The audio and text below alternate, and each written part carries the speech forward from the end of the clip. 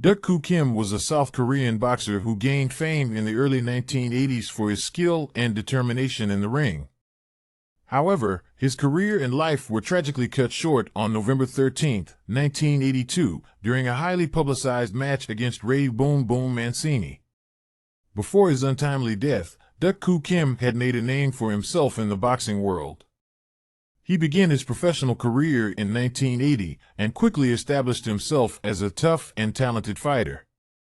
He was known for his strong punches and relentless fighting style, and he quickly climbed the ranks of the lightweight division. In 1982, Duk Koo Kim was given the opportunity to fight for the World Boxing Association (WBA) lightweight title against the reigning champion, Ray Mancini. The match was held at Caesars Palace in Las Vegas, and it was highly publicized and heavily promoted.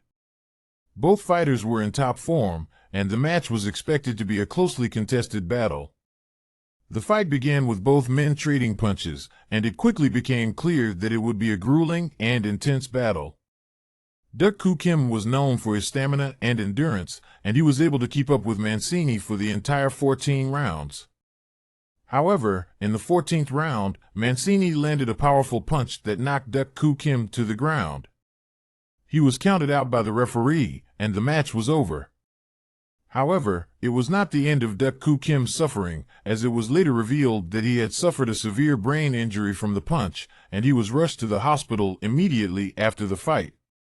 He was placed in a medically induced coma, but unfortunately, he never regained consciousness and he passed away 4 days later on November 17, 1982.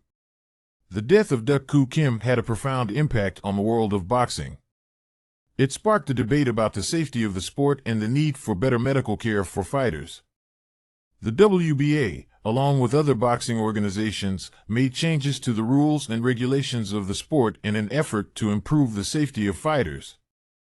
The tragedy also led to the creation of the Kim Duk Koo Fund for the benefit of boxers and their families in need. Duk Koo Kim's death was not only a tragedy for his family and friends, but also for the sport of boxing as a whole.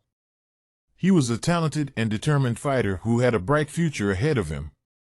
The sport lost a rising star, and the world lost a young man whose life was taken too soon. He will always be remembered as a fierce competitor and a true warrior in the ring.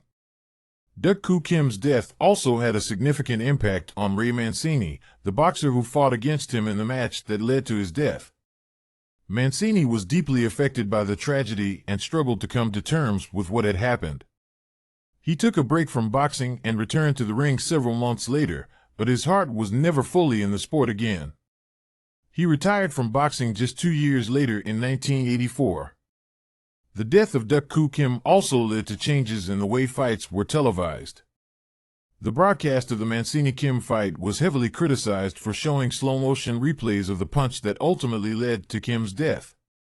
This led to a decision by broadcasters to limit the number of replays shown during a fight and to avoid showing slow-motion replays of punches that lead to a knockdown or injury. The death of Duk Koo Kim was a tragedy that had a lasting impact on the sport of boxing and on the lives of those involved. It serves as a reminder of the risks and dangers associated with the sport and the importance of proper medical care for fighters. Duk Koo Kim will always be remembered as a talented and determined fighter who lost his life in pursuit of his dreams. His legacy lives on through the changes that were made to improve the safety of the sport in the wake of his death.